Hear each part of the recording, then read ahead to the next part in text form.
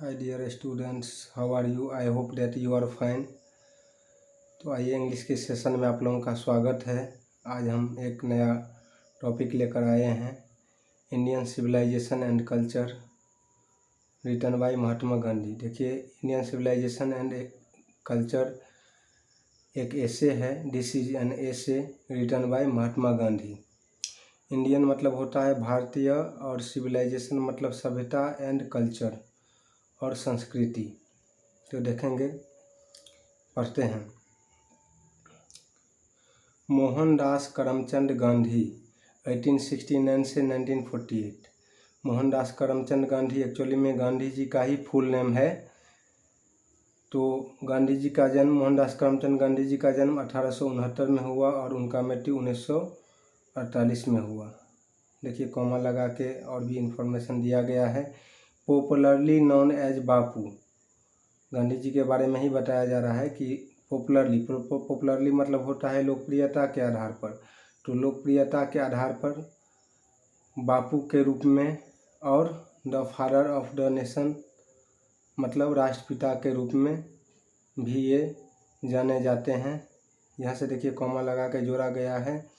Was more a spiritual leader than a politician, मतलब वे एक पॉलिटिशियन मतलब एक राजनीतिज्ञ से अधिक क्या थे, तो आध्यात्मिक नेता थे। देखेंगे, स्पिरिचुअल मतलब होता है आध्यात्मिक, पॉलिटिशियन मतलब होता है राजनीतिज्ञ। He successfully used truth and non violence as the chief weapons against the British rule in India. उन्होंने सक्सेसफुली मतलब होता है सफलतापूर्वक। तो उन्होंने सफलतापूर्वक यूज्ड मतलब उपयोग किया। किस चीज़ का उपयोग किया, तो ट्रूथ एंड नॉन वायलेंस का। ट्रूथ मतलब होता है सत्य और नॉन वायलेंस मतलब होता है अहिंसा। मतलब उन्होंने सत्य और अहिंसा का सफलतापूर्वक उपयोग किया। कैसे किया, तो as the chief weapons against the British rule in India, मुख्य हथियार के रूप में। अगेंस्ट लगा के जोड़ा गया है। अगेंस्ट एक प्रीपोजिशन है। Against the British rule in India मतलब भारत में ब्रिटिश रूल के खिलाफ, ब्रिटिश हुकूमत के खिलाफ उन्होंने मुख्य हथियार के रूप में यूज किया। किसका यूज किया, तो ट्रूथ और नॉन वायलेंस का मतलब सत्य और अहिंसा का। एंड देखिए, एंड लगा के जोड़ा गया है। And helped India gain independence, और भारत को आज़ादी प्राप्त करने में मदद किया।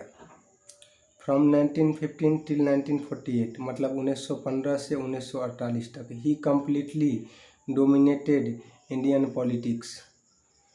1915 से 1948 तक वे पूर्ण रूप से भारतीय राजनीतिक में सक्रिय रहा उन्होंने, है ना। उन्होंने मतलब कह सकते हैं कि उनका जो है सो प्रभुत्व रहा, पूर्ण रूप से उनका प्रभुत्व रहा। किसमें रहा, तो इंडियन पॉलिटिक्स मतलब भारतीय राजनीतिक में। यहाँ से देखेंगे, he died at the hands of A fanatic, उनका मृत्यु एक फैनेटिक के हाथों ऑन 30 जनवरी 1948 को हो गया। फैनेटिक मतलब होता है कट्टरपंथी, हैंड्स ऑफ तो मतलब एक कट्टरपंथी के हाथों उनका मृत्यु हो गया। कब हुआ, तो 30 जनवरी 1948 को। हिज ऑटोबायोग्राफी, यहाँ से देखिए एक ऑटोबायो, एक नया वर्ड सीखने को मिला है। ऑटोबायोग्राफी मतलब होता है कि कोई व्यक्ति खुद से ही अपने बारे में लिखता है ना, तो वो ऑटोबायोग्राफी कहलाता है। ऑटोबायोग्राफी मतलब होता है स्वजीवनी। स्वजीवनी क्या है उनका, तो माई एक्सपेरिमेंट्स विथ ट्रूथ, ये उनका ऑटोबायोग्राफी भी है इसमें, है ना। तो and the numerous articles that he wrote for young India, तो और भी न्यूमरस मतलब होता है कई, और भी कई आर्टिकल्स उन्होंने लिखा। किसके लिए लिखा, तो फॉर लगा के जोड़ा गया है। फॉर यंग इंडिया मतलब युवा भारत के लिए। And the speeches that he delivered on different occasions, और जो स्पीच उन्होंने डिफरेंट ओकेजन्स मतलब अलग अलग अवसरों पर दिया। Reveal him not only as an original thinker, reveal मतलब होता है प्रकट करना, जाहिर करना। तो उन्हें देखिए, reveal him not only as an original thinker, सिर्फ एक ओरिजिनल थिंकर के रूप में नहीं, सिर्फ एक असली विचारक के रूप में नहीं, but also as a great master of chaste idiomatic English, बल्कि एक शुद्ध मुहावरेदार इंग्लिश के महान मालिक के रूप में भी उन्हें क्या करता है, जाहिर करता है, प्रकट करता है।